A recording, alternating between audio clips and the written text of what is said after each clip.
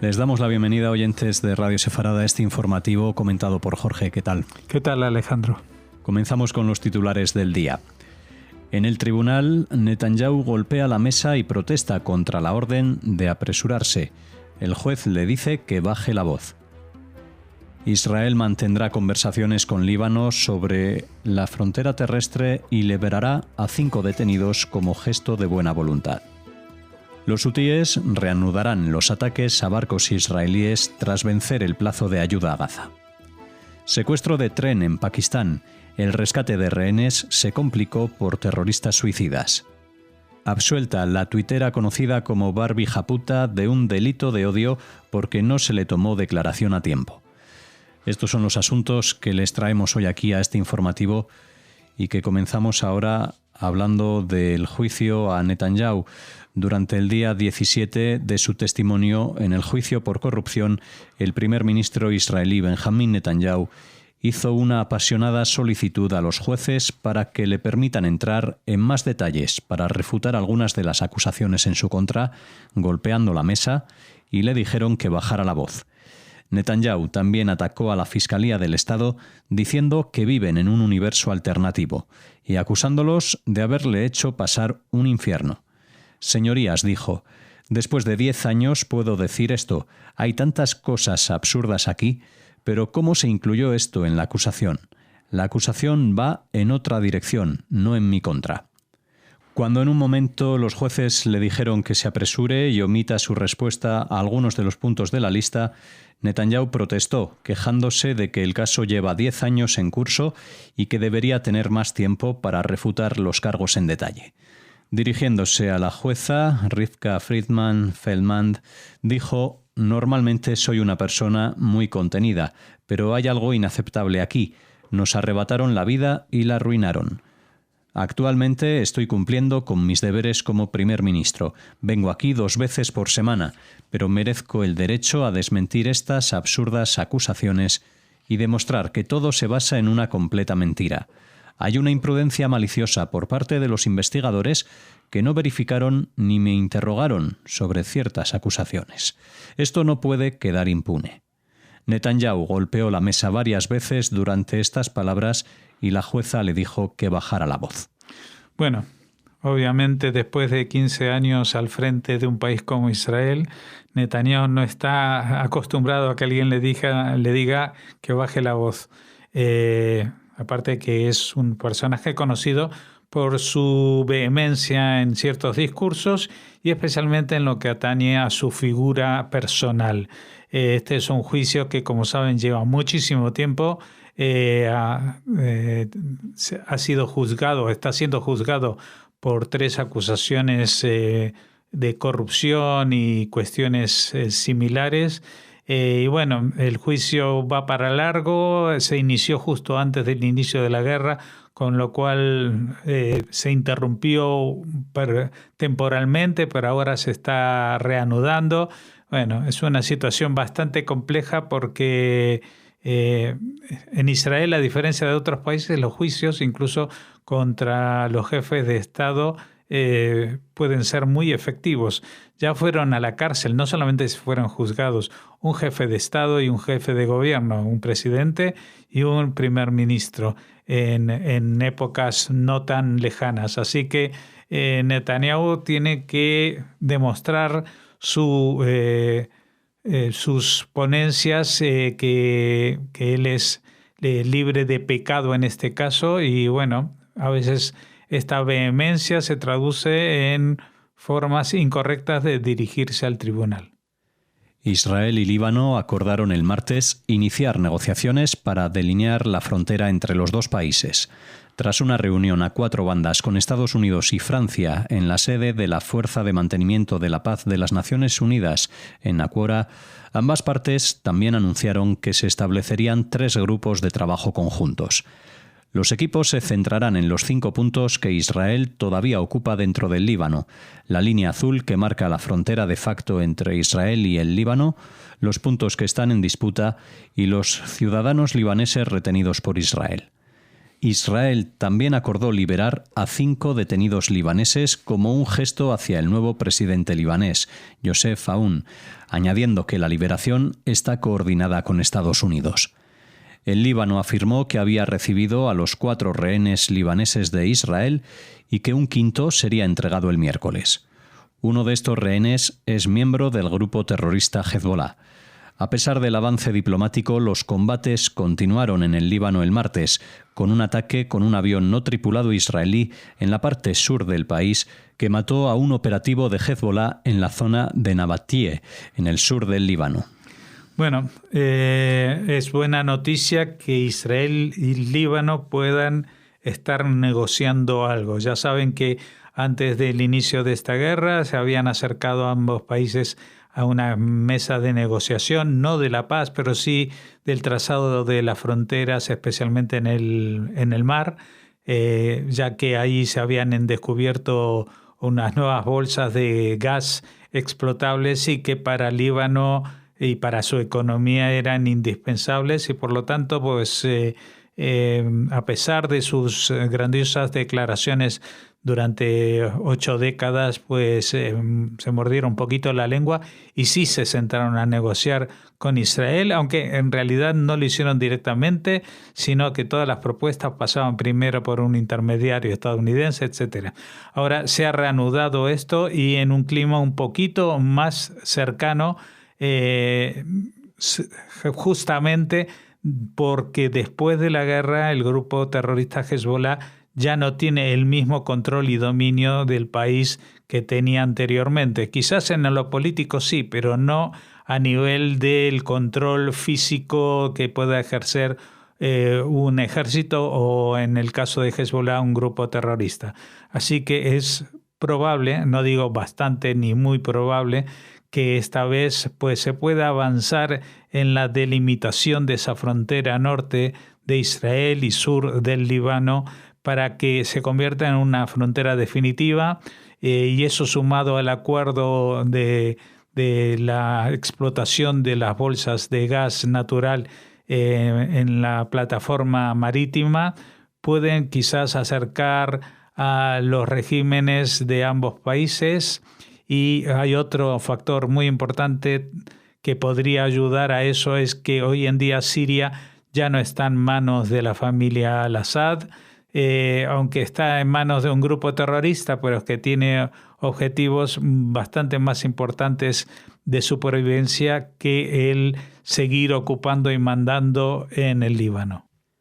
Los hutíes de Yemen reanudarán sus ataques contra los barcos israelíes que pasen por los mares Rojo y Arábigo, el estrecho de Bab al-Mandab y el Golfo de Adén, con efecto inmediato, según anunció el grupo el martes por la noche.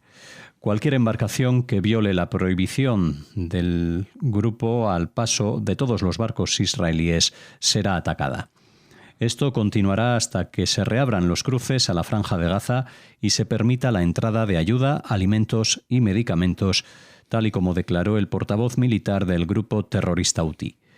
Los hutíes, que controlan la mayor parte de Yemen, también dijeron en febrero que tomarían acciones militares si Estados Unidos e Israel intentaban desplazar por la fuerza a los palestinos de Gaza.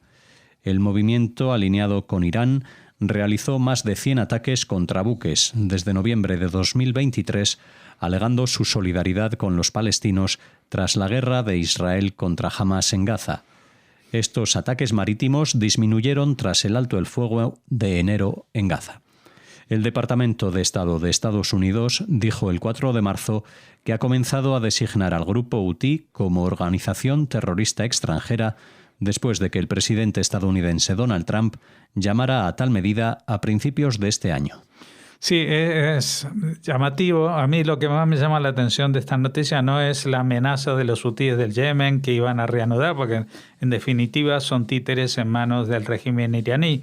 Y aunque el régimen iraní se haya quedado con sus protagonistas de su teatro de guiñol, como eran Hamas y Hezbollah, pues todavía tienen algunos personajes secundarios como los hutíes del Yemen, que es una organización terrorista que nutre a su población con ayudas que recibe de Naciones Unidas para que no avancen en la hambruna, mientras disponen de los armamentos y misiles más avanzados para atosigar a Israel, por supuesto enviados por el régimen iraní. Bueno, todo esto es mucha cháchara y amenazas, pero en realidad el efecto que puede tener el lanzamiento de misiles desde el Yemen es totalmente nulo prácticamente, porque las distancias esas permiten una intercepción a través de los satélites y después con el escudo antimisiles, con lo cual pues estos lanzamientos no son para nada efectivos. El problema con los hutíes es que amenazan y atacan a barcos que no son de bandera israelí, que son barcos que transportan comercio marítimo a través del Canal de Suez, con lo cual a quien más se están perjudicando evidentemente es a Egipto y aparte a países de la ribera del Mediterráneo, que ahora tienen que abastecerse con barcos que dan toda la vuelta por el sur del continente africano hasta entrar al Mediterráneo. Pero más allá de eso, lo que digo es que a mí me sorprende que hasta el día 4 de marzo, que es hace la semana pasada, pues este grupo, los hutíes del Yemen, no había sido designado en Estados Unidos como organización terrorista extranjera. Es decir, que no sé qué es lo que esperaba, por ejemplo, el régimen de Biden para comprobar de que este grupo se dedica al terrorismo internacional. Pero bueno, así son las cosas y ahora lo ha hecho esta administración, la de Trump, que tampoco lo ha hecho de forma tan inmediata. Recordemos que, bueno, estamos hablando de plazos muy cortos, evidentemente desde el 20 de enero, pero que ya había pasado más de un mes y no habían actuado en este sentido. Les damos la enhorabuena porque Estados Unidos también adquiere ese compromiso y no sabemos si el resto de países occidentales también se unen a esta definición. Creo que España no ha emitido ninguna definición de los hutíes como grupo terrorista. Es más, creo que no ha emitido ninguna consideración para definir como terroristas ni a Hezbollah ni a Hamas. Atacantes con bombas suicidas estaban sentados junto a pasajeros tomados como rehenes después de que unos terroristas tomaran el control de un tren en el suroeste de Pakistán, complicando los esfuerzos de rescate un día después del primer secuestro de este tipo en el país. Los militantes separatistas volaron una vía férrea y abrieron fuego contra el tren el martes cuando viajaba desde Quetta, la capital de Baluchistán, a Peshawar. Las fuerzas pakistaníes han rescatado a 155 pasajeros y el gobierno dijo que se estaba llevando a cabo una operación de seguridad para liberar a decenas de personas que aún se encontraban como rehenes sin especificar el número exacto. El Ejército de Liberación Baluchis asumió la responsabilidad del ataque y amenazó con comenzar a ejecutar rehenes a menos que los presos políticos, activistas y personas desaparecidas baluchis que, según dijo, habían sido secuestrados por los militares, fueran liberados en 48 horas. Se desconoce el número de militantes involucrados en el ataque. Fuentes de seguridad informaron el miércoles que hasta el momento habían muerto 27 personas. Sí, bueno, tenemos que recordar que Pakistán es un país musulmán, gobernado por musulmanes, pero dentro de su espectro, digamos, étnico, pues hay distintos grupos. En este caso, los de la zona de Baluchistán, desconozco yo al detalle cuáles son sus reivindicaciones, pero me imagino que no quieren formar parte del mismo país que los que radican en la capital pakistaní. Así que, bueno, pues han tomado este tren de pasajeros. Tampoco conozco al detalle cómo son los trenes en Pakistán, pero sí lo que hemos visto muchas veces son imágenes de trenes en el vecino país de India, que van atestados de viajeros, hasta a veces en los techos.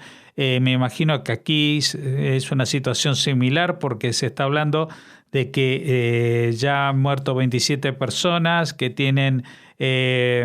han rescatado 155 pasajeros y todavía sigue esta situación, con lo cual posiblemente en ese tren viajaran en pocos vagones más de 400 personas que habían sufrido este ataque de este grupo terrorista por su modo de actuar, pero no sabemos cuáles son, al menos yo desconozco cuáles son exactamente sus reivindicaciones políticas, más allá de que se presentan como baluchis, es decir, que piden la separación de una parte del país de lo que es Pakistán. Recordemos que Pakistán es un país que nació de la independencia de la India bajo el control británico hasta el año 47 y que en ese momento pues de la independencia pues se desató una guerra civil entre los que profesaban la fe islámica y los que eran de carácter hinduistas, que son los que, digamos, se quedaron con la parte de India, mientras que Pakistán en sus primeros años cubría 2 territorios separados totalmente por la India en el medio. A la izquierda, hacia el oeste, estaba Pakistán y hacia el este lo que antiguamente se conocía como Pakistán Oriental y que desde hace bastantes años se conoce como un país independiente llamado Bangladesh. Así que bueno, todo es muy complicado en la zona de Medio Oriente, pero también en esta zona que está un poquito más alejada del foco mediático que imponen países como Irán y los países del Golfo Pérsico. Estamos hablando de la zona más cercana a la India, pero que también conforman un mosaico de identidades y de etnias y de religiones que no se termina de resolver incluso en el siglo XXI. La Audiencia Provincial de Madrid ha absuelto a la tuitera María Pozo Baena, conocida como Barbie Japuta en redes sociales, porque en el proceso en su contra por un delito de odio no se le tomó declaración hasta 2 años después de concluir el plazo de instrucción, lo que provocó su indefensión. La absolución se produce sin que la Audiencia Provincial de Madrid haya entrado en el fondo de la causa, en la que la Fiscalía pedía 1 año y 9 meses de cárcel por mensajes en Twitter, ahora X, que consideraba que promovían el odio contra los judíos y ensalzaban la figura de Adolf Hitler y el régimen nazi. La acusada reconoció haber publicado varios de esos mensajes y los enmarcó en el debate creado sobre los límites del humor. Se trata de mensajes difundidos entre 2011 y 2015 por los que se abrió un procedimiento judicial en 2017, pero Pozo Baena no prestó declaración hasta enero de 2020, cuando la instrucción ya debía estar cerrada por no haber sido prorrogada a tiempo. Sin entrar en el fondo de los mensajes denunciados en esta causa, la Audiencia Provincial señala en su sentencia que no hay duda de la gravedad de los delitos de odio, pero que ello no justifica que su persecución y condena se haga al margen del procedimiento legalmente establecido. Así, las magistradas absuelven a Barbie Japuta, aunque no acuerdan la nulidad no pedida de las actuaciones. Bueno, evidentemente esto supone un retraso, pero no es el fin de la causa, porque simplemente es un defecto de forma que se va a recurrir. Si esto ha sido en la audiencia provincial, pues seguramente pasará a la instancia superior, donde se revisará el caso, y ahí están no solamente los tweets, sino el reconocimiento de la autora de que ella escribió esos tweets, donde alababa la figura de Hitler por su persecución a los judíos, etcétera, etcétera. Ella dice que eso es humor. Yo me pregunto si le parecería humor algo que hable de el genocidio al que pudo estar expuesto otro pueblo en estos últimos años, cosa que no conjuga bien con su trayectoria como, llamémosla, humorista que no hace reír. De todas maneras, como comento aquí, no creo que este caso esté cerrado. Así finalizamos el informativo hoy en Radio Sefarad. Les esperamos mañana con más noticias.